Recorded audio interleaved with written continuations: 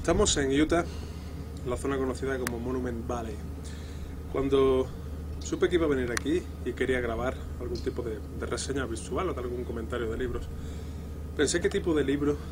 podría ser adecuado para hablar de él aquí, en este sitio tan impresionante y tan monumental. Y elegí este libro precisamente por ser impresionante y ser monumental, no solamente por tamaño, sino y sobre todo por el contenido que tiene. Recomendar este libro es quizá en cierta forma una especie de impostura, en el sentido de que recomendar un libro que tiene, si no me equivoco, 600 páginas, denso, sobre filosofía, que aborda autores tan complicados y que en algunos casos nos pillan tan lejanos en el tiempo, en el espacio y en el ámbito del conocimiento, pues como Nicolás de Cusa, por ejemplo, o como Giordano Bruno, o como Feuerbach. Pues desde luego puede parecer una especie de atrevimiento, pero creo que precisamente por eso hay que hacerlo, en el sentido de que es un libro que, por su importancia, por su contundencia, necesita defensa. Hans Blumenberg es uno de los filósofos contemporáneos, desaparecido no hace mucho, que digamos ha tenido un pensamiento más fructífero y que más ha alumbrado a la hora de entender no ya solo cosas que pasan en nuestro mundo, sino incluso también cosas que sucedieron en el pasado. Desde el estudio sobre la metaforología hasta su visión del naufragio en la cultura moderna, del naufragio con el espectador, Blumenberg es una referencia absoluta de nuestro pensamiento y una de las personas que con más luminosidad y con más inteligencia se ha acercado a fenómenos culturales, intentando, y esto quizás es lo complicado, tener una visión omniabarcadora, es decir, tener una visión, si queremos, moderna o incluso clásica, en el sentido de hacer una lectura integral de lo que ocurre, de la rama del conocimiento que va visitando en cada libro. No conozco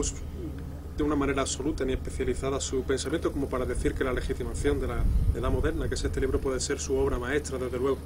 Es un libro maestro, es una obra maestra en cualquier sentido, aunque no sea el más importante de Blumenberg. Pero el asunto es que este libro aborda un estudio de la secularización, entendida cabalmente. El libro comienza precisamente abordando la pregunta fundamental de qué entendemos por secularización, ¿no? Y se queja Blumenberg, y con razón, de que la secularización es un proceso mucho más complejo, mucho más vasto, mucho más amplio en su desarrollo en el tiempo de lo que normalmente, usualmente, suele ser conocido. Y además hace referencia Blumenberg a un aspecto que puede sonar al principio un poco curioso, y es que la secularización es un proceso que va más allá de lo religioso, es decir, que es un paso más adelante de simplemente el ir abandonando la creencia en la construcción de un sistema epistemológico sustentado en la religión católica, protestante o la que sea, para ir, digamos, afinándolo hacia un sistema puramente lógico, o si queremos un sistema puramente mental o humano, evitando, inmanente por lo tanto, y renunciando a la trascendencia. Blumenberg, digamos, hace una lectura mucho más comprensiva, sigue estudiando el fenómeno que en algunos casos todavía seguramente se extiende hasta nuestros días, el de la secularización. Y una de las partes más interesantes es precisamente donde está el salto de la necesidad de saber a la pulsión de saber. Digamos, la necesidad del hombre de saber, como sabéis, esto ya en la poética de Aristóteles, sin embargo, para Blumenberg es un hecho importante en la filosofía de Feuerbach, en el sentido de que él se plantea el impulso de saber. Y luego Blumenberg plantea ese paso que hay entre la necesidad de Feuerbach, del impulso que dice él de saber,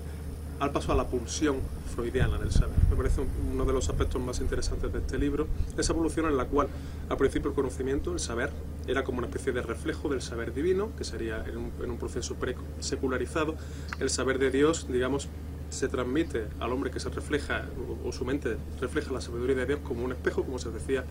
en el famoso texto de la carta de San Pablo a los Corintios, y esa concepción que pasa casi sin ser tocada por el propio Nicolás de Cusa, por toda la filosofía aquinatense, prácticamente hasta el siglo XIII. Luego,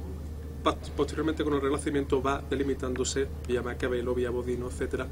va pasando,